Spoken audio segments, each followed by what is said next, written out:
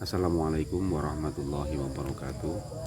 Kepada anak-anakku yang kami sayangi, kami cintai, dan kami banggakan, pada kesempatan kali ini akan saya sampaikan penjelasan tentang praktek ubudiyah yang meliputi praktek sholat sunnah, praktek tahlil, praktek doa-doa keseharian, praktek tayamum, dan praktek tajhizul janazah.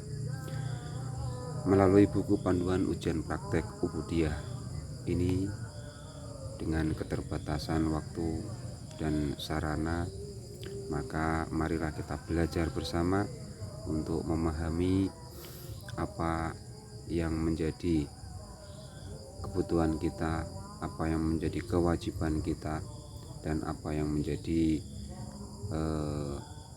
kegiatan-kegiatan kita sehari-hari. Di antaranya yang pertama yang akan saya sampaikan adalah praktek sholat sunnah.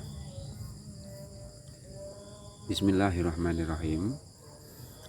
Sholat sunnah yang akan diujikan dan dipraktekkan pada kali ini adalah sholat rawatib, qobliyah dan ba'diyah, sholat tahiyat masjid, sholat hajat, sholat duha, sholat tahajud, sholat istikharah, sholat idul fitri dan idul adha, sholat gerhana matahari dan bulan, sholat istisqa, dan sholat jenazah. Adapun praktek tahlil dan doa keseharian meliputi tahlil hadrohnya dan isi tahlil atau inti tahlil, dan juga doa tahlil. Adapun doa keseharian meliputi doa sebelum makan, doa sesudah makan, doa sebelum dan sesudah tidur, doa masuk dan keluar kamar kecil atau WC, doa memakai pakaian, doa melepas pakaian, doa bercermin, doa bepergian, doa naik kendaraan, doa istinja, doa mendoakan kedua orang tua, doa melihat halilintar atau kilat, doa mendengar guntur atau bledek, doa sebelum dan sudah belajar, dan doa berbuka puasa. Dan doa-doa sholat yang meliputi doa iftitah, doa kunut, doa setelah sholat duha, wiridan setelah sholat maktubah. Anak-anakku yang kami banggakan, untuk praktek sholat sunnah, sholat rawatib, tentunya semua sholat yang kita lakukan mestinya harus disertai dengan niat. Maka dari itu, untuk niatnya dari semua sholat itu adalah tergantung nama sholatnya, ya, tergantung nama sholatnya. Jadi kita tidak perlu menghafal satu persatu, yang penting intinya kita pegang dulu, yaitu bahwa niat sholatnya adalah usolli, dan jika sholatnya itu sholat sunnah maka kita tambah sunnata. Jika rokaatnya 2 rokaat maka kita tambah rokaata ini, dan tentunya diakhiri dengan lillahi ta'ala. Khusus untuk sholat rawatib, maka bukan berarti namanya sholat rawatib terus kita niat usolli sunnata rawatibi, tapi sesuai dengan rawatib. Rawatib adalah sholat yang mengikuti, misalnya mengikuti sholat duhur, maka kita mengucapkan niatnya usolli sunnata duhri, atau sunnatal asri, atau sunnatal maghribi, atau sunnatal isya'i, atau sunnatal subahi. Nah, jika itu qobliyah maka kita tambah qobliyatan lillahi ta'ala. Jika ba'diyah maka ba'diyatan lillahi ta'ala, dan begitu seterusnya. Ini misalnya, ini untuk sholat qobliyah, dan ini untuk sholat ba'diyah. Untuk sholat qobliyah kita tambah qobliyatan, untuk sholat ba'diyah kita tambah ba'diyatan.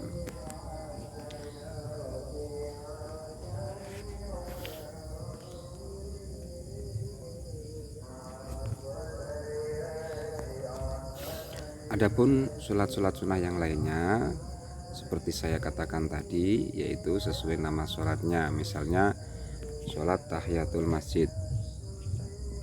Sholat tahiyatul masjid berarti usolli sunnata tahiyatil masjid, rakaataini lillahi ta'ala. Sholat hajat juga demikian, usolli sunnatal hajati rakaataini lillahi ta'ala. Sholat duha usolli sunnatat duha rakaataini lillahi ta'ala.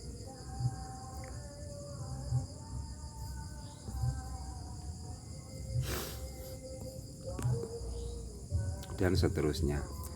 Dan perlu kita ketahui bahwa sholat-sholat sunnah yang kita maksud di atas ini tadi, prakteknya adalah ada yang praktek seperti biasa dan ada praktek yang tidak seperti biasa. Untuk praktek sholat rawatib, qobliyah ba'diyah ini biasa, sholat tahiyatul masjid juga biasa, sholat hajat biasa, sholat duha biasa, sholat tahajud biasa, sholat istikharah juga biasa. Adapun sholat Idul Fitri, terus yang lain kita bedakan. Yang tidak biasa adalah sholat yang semacam seperti sholat Idul Fitri dan Idul Adha, yang mana bedanya dengan sholat-sholat sunnah yang lainnya adalah kalau sholat Idul Fitri dan Idul Adha itu pada rakaat pertama setelah takbiratul ihram itu ditambah takbir 7 kali, dan pada rakaat kedua setelah bangun dari sujud sebelum baca Fatihah itu takbir 5 kali. Dan yang seperti sholat Idul Fitri dan Idul Adha adalah sholat istisqa.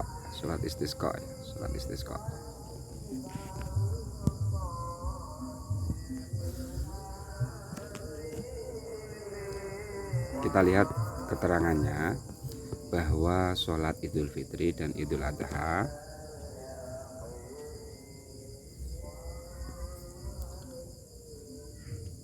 dan juga sholat istisqa atau sholat minta hujan ini prakteknya adalah sama, yaitu yang pertama, rakaat pertama setelah takbiratul ihram, setelah membaca iftitah sebelum ta'awud, takbir sebanyak 7 kali. Terus pada rakaat kedua sebelum membaca Fatihah, takbir sebanyak 5 kali. Setiap takbir mengangkat tangan setinggi bahu pada setiap takbir dengan membaca tasbih, yaitu subhanallah walhamdulillah wala ilaha illallah wallahu akbar. Dan untuk sholat Idul Fitri, Idul Adha, dan sholat istisqa ini nanti disunahkan dan dianjurkan khutbah bagi imamnya. Kalau sendirian ya tidak. Jadi kalau sendirian khutbahnya untuk siapa? Maka kalau dilaksanakan berjamaah maka bagi imam dianjurkan untuk khutbah. Oke, untuk selanjutnya yang lain adalah yaitu sholat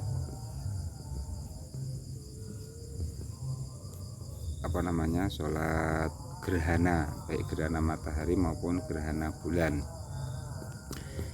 Yaitu kita kembali sholat gerhana matahari dan bulan. Itu nanti prakteknya juga beda. Dan sholat jenazah ini meskipun hukumnya tidak sunnah, tapi di sini kita kelompokkan pada sholat-sholat yang lain daripada sholat-sholat yang lain. Bedanya untuk sholat gerhana matahari dan bulan adalah kalau sholat gerhana matahari nanti prakteknya adalah kita lihat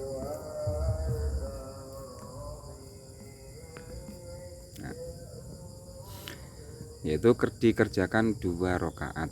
Pada setiap rakaat rukuknya dilakukan 2 kali. Berarti prakteknya sesudah membaca Fatihah dan surah lalu rukuk, bangun i'tidal, lalu membaca Fatihah dan surah, lalu rukuk lagi yang kedua. Kemudian i'tidal lagi dengan tumakninah, barulah melakukan sujud yang pertama. Duduk antara dua sujud, lalu sujud yang kedua, kemudian bangkit berdiri untuk rakaat yang kedua. Jadi intinya pada setiap rakaatnya itu melakukan rukuk 2 kali, berarti juga Fatihah 2 kali. Jadi saya ulangi lagi, sesudah membaca Fatihah dan surah lalu rukuk, lalu bangun membaca Fatihah lagi, lalu surah,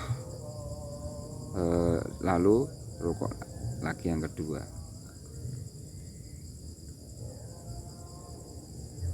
lalu baru melakukan setelah bangun dari rukuk baru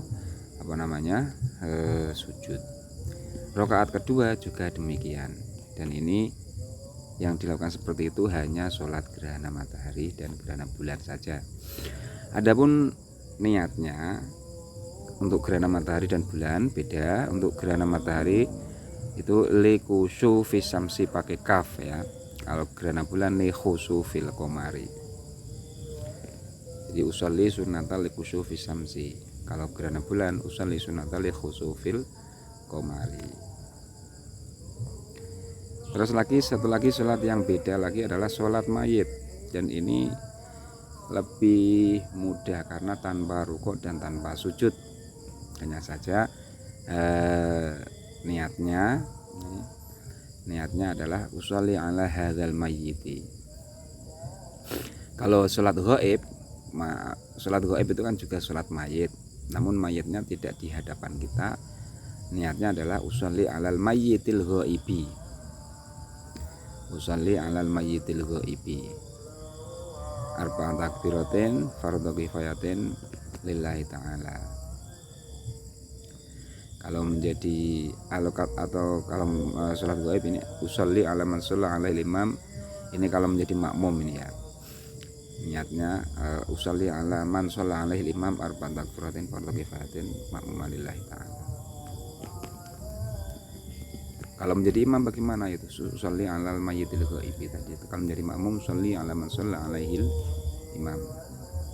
Untuk prakteknya tidak usah rukuk dan tidak usah sujud, namun melakukan takbir sebanyak 4 kali lalu diakhiri salam. Takbir yang pertama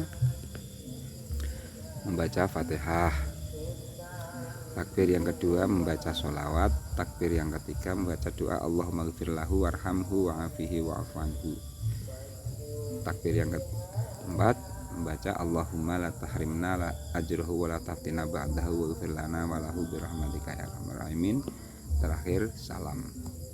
Adapun doa Allahumma ghfir lahu dan Allahumma la tahrimna ajruhu ini sebenarnya juga mengikuti mayit yang di sholati. Kalau laki-laki hu, kalau perempuan ha. Atau misalnya sholat ghaib yang biasanya itu yang sholati mayit banyak, maka bisa jadi Allahumma ghfir lahum kalau laki-laki banyak, kalau perempuan banyak Allahumma ghfir lahunna. Kalau umum entah laki-laki itu pokoknya kita globalkan secara umum orang banyak ya Allahumma ghfir lahum, seperti itu. Oke, itu adalah sedikit penjelasan mengenai praktek sholat sunnah atau sholat yang lain daripada biasanya. Terima kasih, kita lanjutkan pada pertemuan berikutnya yaitu tayamum.